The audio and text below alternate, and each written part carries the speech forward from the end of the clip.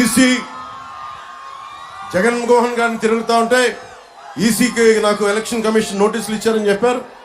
ఖచ్చితంగా election commission వారికి ఏ పరిస్థితుల్లో జగన్మోహన్ గారిని అనాల్సి వచ్చిందో, ఒక తప్పులు చేసేవాడే ఉంటాం. అలాగే దళితుల్ని వైసీపీ ఒకసారి దళిత సామాజిక వర్గం కూడా ఆలోచించాలి. మీరు చిచ్చు పెట్టడానికి ఉన్నారు వైసీపీ నాయకులు.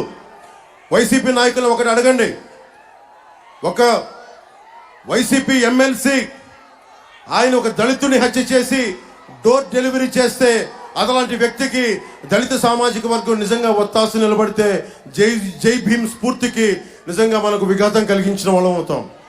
అలాంటి పరిస్థితులు రాకూడదంటే జనసేన, తెలుగుదేశం పార్టీ, భారతీయ జనతా పార్టీ కూటమికి మీరు అండగా నిలబడితే భవిష్యత్తులో అలాంటి పరిస్థితులు రాకుండా ఉండే బలమైన మనకి లా అండ్ ఆర్డర్ పరిస్థితులకి దిగజారకుండా చూసుకుంటాం.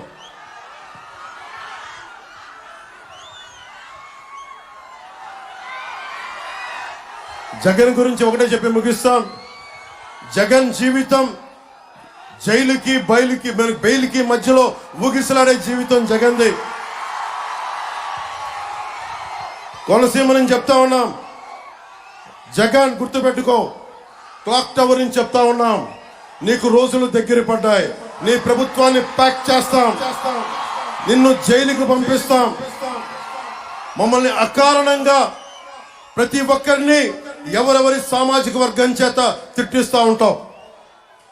మా సామాజిక వర్గం చెప్పే నాయకులను కూడా అడుగుతా ఉన్నాను, మీకు క్రాప్ హాలిడే పెడుతున్నప్పుడు, క్రాప్ హాలిడే ప్రకటించినప్పుడు నాయకులంతా ఏమయ్యారు?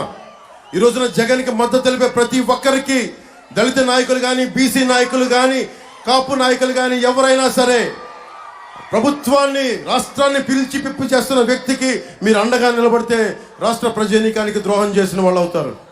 అక్కడ దయచేసి ప్రజలందరూ కూడా మీరు ఆలోచించండి, నా అన్నదమ్ములను ఆలోచించండి, అక్క చెల్లెలను ఆలోచించండి.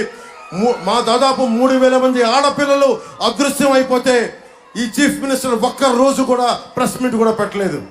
ఇలాంటి వ్యక్తి కాకుండా మన కూటమి ప్రభుత్వం వస్తుంది, మీకు సరైన సంక్షేమంతో కూడిన పాలన అందిస్తుంది. వైసీపీ అందిస్తున్న సంక్షేమాల కంటే కూడా ఇంకా బెటర్ సంక్షేమాలు అందిస్తాం. ఉన్న వాళ్ళిచ్చే సంక్షేమ పథకాల కంటే కూడా అదనంగా ఒక 1000 రూపాయలు ఎక్కువ ఇచ్చేవాళ్ళం తప్ప తక్కువ ఇచ్చేవాళ్ళం కాదు ఈ కూటమి ప్రభుత్వం తెలియజేసుకుంటూ, మనకి రాబోతున్న మే 13 వస్తున్న ఎన్నికల్లో భారీ విజయంతో మన అమలాపురం ఎమ్మెల్యే అభ్యర్థిగా తెలుగుదేశం పార్టీకి మన పార్టీ మీద సైకిల్ గుర్తు మీద ఐతాబత్తుల ఆనందరావు గారిని భారీ మెజారిటీతో గెలిపించండి. ఆయన గెలుపు జనసేన గెలుపు కూడా, ఆయన గెలుపు భారతీయ జనతా పార్టీ గెలుపు కూడా, ఆయన గెలుపు కేవలం తెలుగుదేశం కూటమి గెలుపది. మనస్ఫూర్తిగా మీ ఆశీర్వాదాలు కావాలని కోరుకుంటూ 10 గంటలకు ముగించాలి కాబట్టి మిగతా భవిష్యత్ కార్యక్రమాలేంటి, ప్రభుత్వ కార్యక్రమాలేంటి అని చెప్పి రాజకీయ ఉద్ధరణలు చంద్రబాబు నాయుడు గారిని మాట్లాడమని కోరుకుంటా ఉన్నాం.